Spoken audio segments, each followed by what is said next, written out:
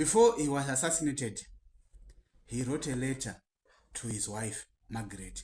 Some say that he had two wives whose names were all Margaret, but that's immaterial. So this is the letter that he wrote to his wife. My beloved Margaret, no cruelty, nor humiliation, nor torture will make me beg for mercy.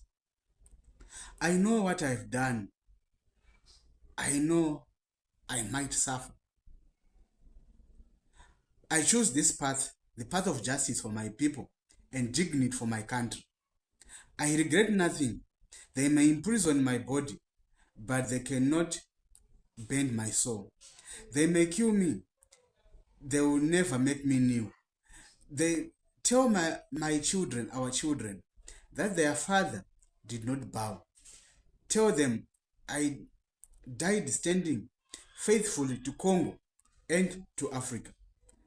I leave this world unbroken, unashamed, and unbowed. This is Patrice Lumumba. Patrice Emile Lumumba, one of the greatest leaders Africa ever had. Patrice Lumumba was assassinated not because he failed Africa. He was assassinated because he is a leader who refused to sell out. He is a leader who said, I will choose what is right for my people in Congo. He is a leader who said our resources, our minerals, and everything that Congo has, it has to serve the people of Africa. Today, Patrice Lumumba is remembered because he had a view that Africa has to be one.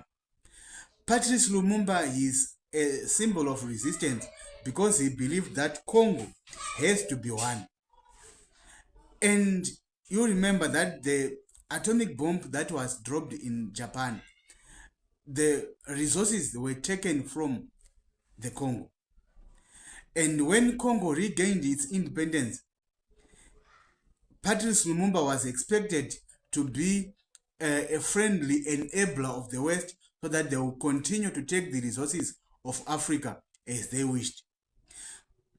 When Congo regained its independence, King Baudouin of Belgium, he was there speaking as if he was Father Christmas, giving Africans freedom which they didn't deserve. And he said that we are giving you this freedom. You must cherish what we are giving you. Patrice Lumumba was not supposed to speak on that gala dinner on that occasion. Kasavumbu was supposed to be speaking on that day. But because of what was said, Patrice Lumumba was writing notes furiously so. And he just took the podium. The king of Belgium was bewildered. He looked at Kasavumbu and said, then what's happening? This guy was not supposed to speak. And then as a true African he is, he started to roar. He said, we fought for this freedom that we have. It's not that you are just giving out. You treated us as subhumans in our own country, in our own continent. You have been subjecting us as subhumans. I'm paraphrasing what he said on that particular day. And the most thing that angered them even more, he said that the resources of Congo are supposed to serve the people of Congo. He even said that we are the people who will take our sovereignty and run Congo as a sovereign state. He even further added that in this Cold War, we are neither East nor West. We are our own men. On that particular day, his fate was sealed. But when they killed Patrice Lumumba, the very day that he was killed, there were protests everywhere in the world. People were protesting. People were angry because Patrice Lumumba represented what Africa was supposed to be. Patrice Lumumba represented the upright men of Africa, the unbending soul of Africa. Patrice Lumumba represented the unbowing spirit of Africa. So you see, many people after his death, they named their children Patrice. We have this Patrice, Africa's all-time favorite professor, Patrice Lumumba. We have the now current president of CAF, President Patrice Motsepe. At one time, we were saying that his father said, your name is not Patrick. If I wanted to call you Patrick, I could have called you Patrick. Your name is Patrice, after the legendary Patrice Lumumba. So what caused the death of Patrice Lumumba? Patrice Lumumba just grew up in the disadvantaged families of African families. He just grew up seeing the injustice that was happening to his people. That the Africans, no matter how educated they were, or no matter if you were an Evoluwe, and Evoluwe was someone who had the education that the white people had, or the way who had attained the higher kind of education, still you were subjected to the treatment that Africans were subjected to. And then Patrice Lumumba went on to study, and by studying, he now stumbled on the teachings and the leadings of the African revolutionaries of that time, namely your Osajefo, the man I'm named after, Osajefo Kwame Nkrumah. He was guided by the teachings of Mwalimu Julius Nyerere. He was guided by the teachings of Amilcar Cabral and many other leaders who were there, who shaped his understanding of African politics. And he was firebrand. He started to fight for what was just for Africans. While he was fighting, he went to France, he went to study, coming back to Africa. Then he met a man who he believed that he was a brother. Like I always say, that there is no greater love that a man can have than the love of being a Pan-Africanist. Because being a Pan-Africanist, you will be loving people who are associated, who have been trained to believe that they are subhumans. You will be loving people who have been trained to believe that their life doesn't matter. You will be loving people who at any given time can sell you out because they don't value their lives. That's the kind of love that you'll be having. You will be loving people who will be ridiculing you all the times. If you think I'm lying about this thing of loving Africans, go to the time of Malcolm X. People who said hateful things about Malcolm X, they were not Europeans, they were not the white people, they were the black people.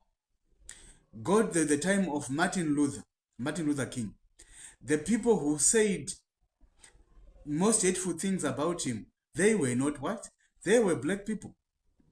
Marcus Garvey, the people who said most hateful things, most evil things about him, they were not white, they were black people like him. That's the price you pay when you become a Pan-Africanist.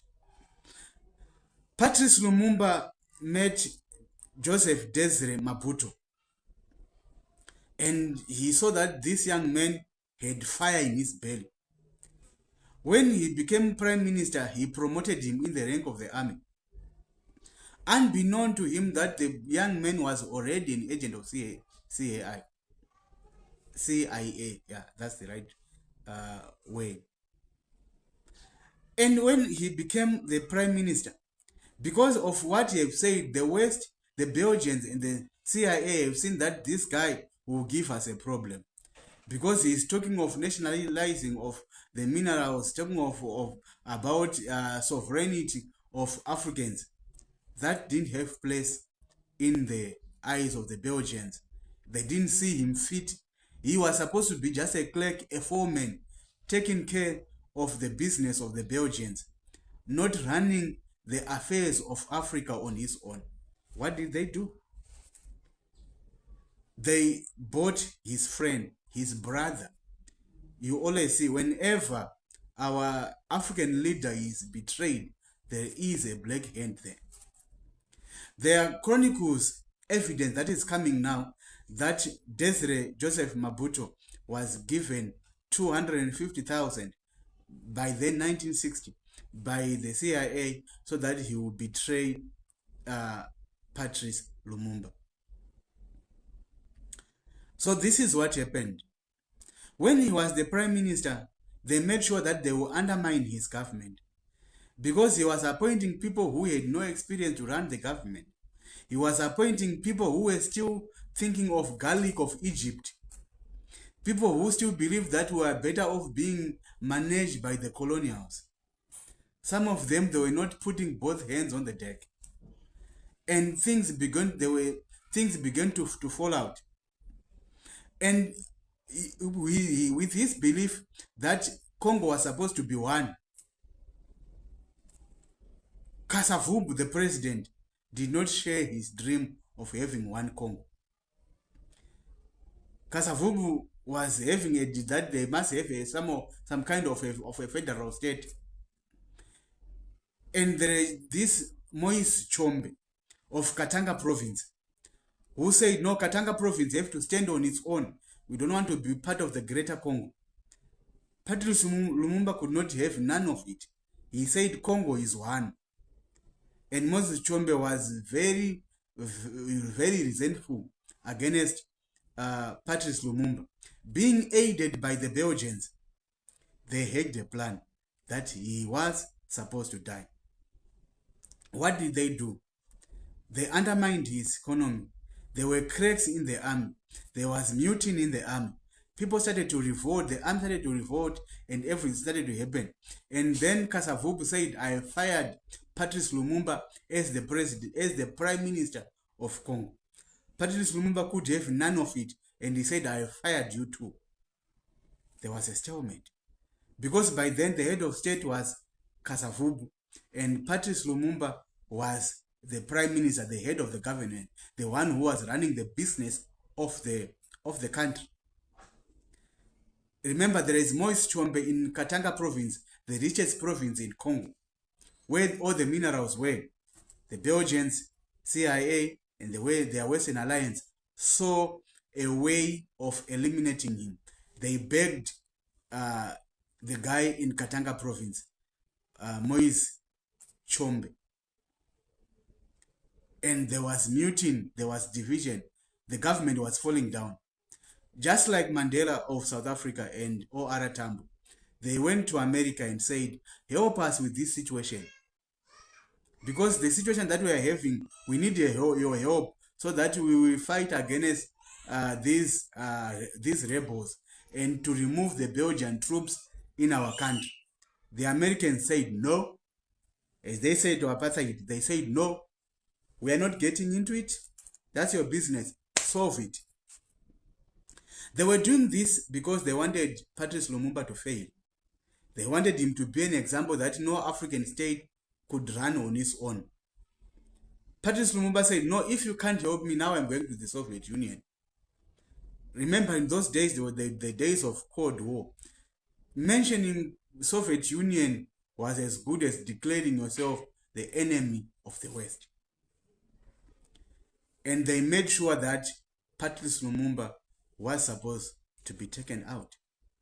What happened? As I said, that there are chronicles, there is now evidence coming out that his friend, his brother, the man that he promoted, the man he met in the trenches and promoted him, he's the one who said, I'm neutralizing the politicians. I am becoming the head of the government. He was the chief of staff in the army, Mabuto Desire. Joseph Desire Mabuto. He took over the reins of the government, and immediately he placed Patrice Lumumba under house arrest. If he wanted to neutralize the politicians, why didn't he place the two of them to place the guy who was the president then and Patrice Lumumba? No, he placed Patrice Lumumba under house arrest. Patrice Lumumba, being the firebrand he was, the man who have served 12 months in prison fighting for the rights of Africans, he said he couldn't have any of it. He was told not to leave his house, but he wanted to go to meet his supporters so that he would garner support. He left the house. They captured him. When they captured him, they arrested him. They humiliated him. They bound him like I was a felon. They bound him. They tied him with cords like he was going to be crucified. And indeed, they crucified him. Moise Chombe said he must come to Katanga province so that he will be tried here. Indeed, they took him to Katanga province, where he was assassinated by firing squad. Desire Mabuto captured him, gave him to the enemies who were the Belgians and the CIA. They did all they wanted with him, brutally so. They killed him mercilessly. They unalived him. Our leader, Patrice Lumumba. They buried him in a shallow grave for a moment, but then they saw that they have to hide evidence. They hacked his body into pieces. They destroyed his body. They put his body in acid and dissolved it. And they took his tooth to Belgium as a trophy. Amidst all those, it was his brother, the man he promoted. If he didn't capture him, Patrice Lumumba could not have died the humiliation death that he died in the hands of his own people. The people that he fought for, the people that he went to prison for, the people that he vowed that he will fight for, the people that he will say that I will not bow down for my Congo. They are the people who killed him. They are the people who gave him to the enemies. The people he gave everything for until he gave his own life. Today, we celebrate Patrice Lumumba as a hero. We were born some 20-something years after his death. We were born some 30 years after his death.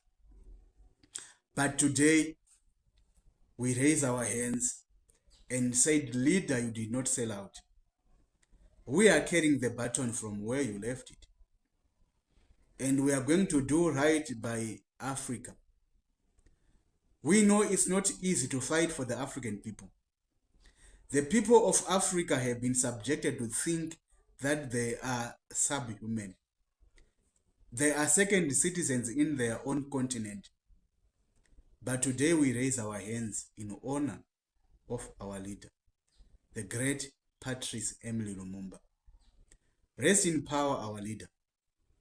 The baton has been passed on to the young ones. My people, until I see you again, this is your president, the president of Africa, Osar Jeffo. Remember to take care of your loved ones. Until I see you again, take care, my people. Bye.